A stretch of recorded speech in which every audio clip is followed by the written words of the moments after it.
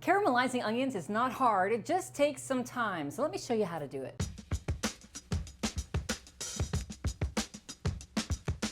Of course, when you're caramelizing onions, the key ingredient are the onions. So grab yourself some yellow onions, probably 5 or 6. You might as well make a big batch because they can go on almost anything. Pizzas, sandwiches, pastas, or even a grilled steak.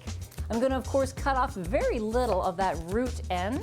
Then I'm going to spin it around and make a nice flat surface by cutting off the stem end.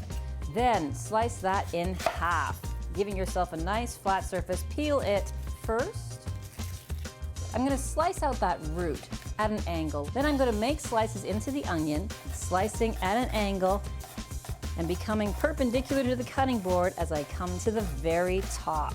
Then I'm going to turn that on its side again and start again. That will give me nice long slices of onion like this.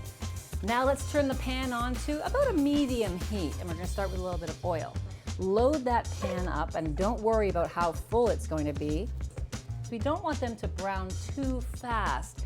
We want them to take a long time. We want the sugars to come out of the onion, but then not burn. So we're going to do something next that's going to help ensure they stay moist. We're going to take a piece of parchment paper.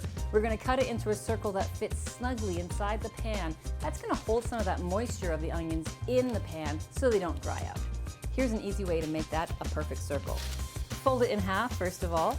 Then we're going to fold it again in half so we have a quarters. Then we're going to start folding around this point. So make it into a triangle, fold it again and make it into another triangle. And then hold this at what you think is the middle of the pan. Then cut around the perimeter, open it up, and you should have a parchment circle to go right inside your pan. Nice and flat, low to the surface. We're not going to have any evaporation.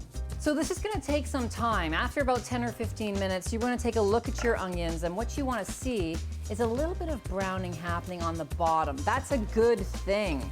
We're going to add some salt to the pan, and we're going to just stir this every once in a while. If you see any browning happening on the bottom, you add a little wine, or you can always add a little water, or you can add chicken stock, and then just stir it in, picking up the brown from the bottom of the pan.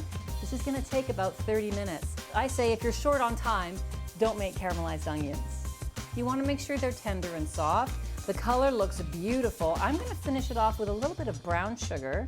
Now the brown sugar is not going to help with the caramelization, but it does sweeten it a little bit. And you could also, if you want to, season them with a little bit of balsamic vinegar. A little salt, a little pepper. Delicious. Now you let these cool. You save them, you put them on pizzas, in pastas, on grilled meats. They're ready to go. They're caramelized onions. Thanks for watching. If you'd like to see more basics episodes, click over here. If you'd like to learn about the sauté pan I use, click over here. And if you have some questions or comments or suggestions for more basics, put them in the comments section below.